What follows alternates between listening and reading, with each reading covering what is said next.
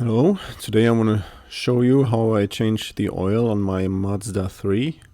If you have any additional questions, then please feel free to leave a comment below.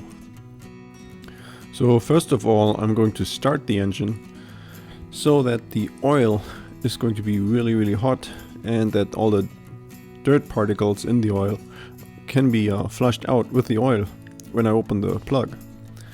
So then I have here on the bottom I put down some plastic foil so that I don't mess up my garage floor or the driveway floor. And then I have here this oil pan, and I'm going to put those into position. You can also already see here the housing for the oil filter that we have to open up later on.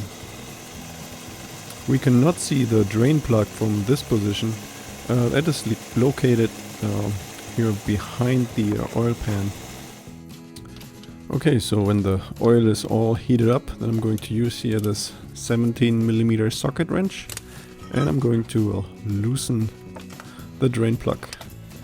And as soon as that's loose, I'm going to put the oil pan here in position so that I can catch all of the oil when it comes out, and I'm going to remove the drain plug by hand and making sure that it doesn't fall down here.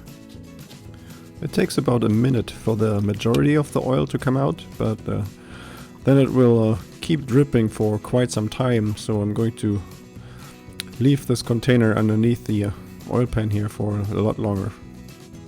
So this gives us time to take care of the oil filter, which is inside of here this oil filter housing.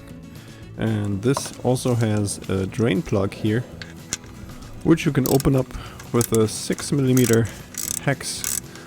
So I'm only going to loosen it at first, and then I'm going to loosen up the housing cover by rotating it by 1 revolution. This is supposed to help draining the filter housing. And after that I'm going to completely remove the drain plug. Of course at this time I'm going to have a container underneath this so I can catch all the oil that comes out. Many people just skip this step with the drain plug, but I find it a lot more messy if you just take off the housing cover directly. Okay, so here we have now the old oil filter, and there's also still some oil in there, so be careful not to spill that. And then I'm going to take an old rag and I'm going to clean out the housing a little bit, taking some of the oil out that's still in there.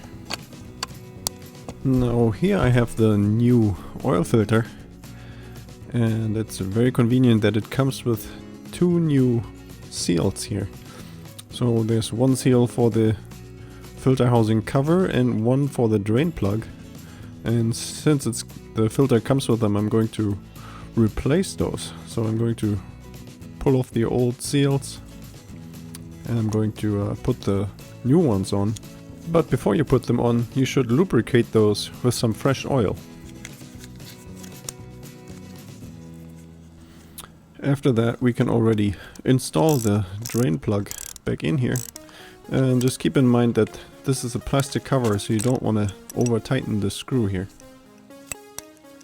So then it's already time to close the filter housing back up. Don't forget to install the new oil filter here. Just put that in, and you screw down the housing cover here by hand. And then I'm going to tighten this down with 24 foot-pound. And now it's already time to clean off the drain plug. Also make sure to replace the washer here. You should always do that. And you will need an M14 washer. That's what I'm using here, that fits here. Just putting that on. And then back underneath the car I'm going to clean off here the area a little bit, and then I'm screwing that in, screwing the drain plug back in, and I'm going to tighten that down here with 30 foot-pound. And then I'm going to have a look here at the engine compartment. That's where we have to refill the fresh oil.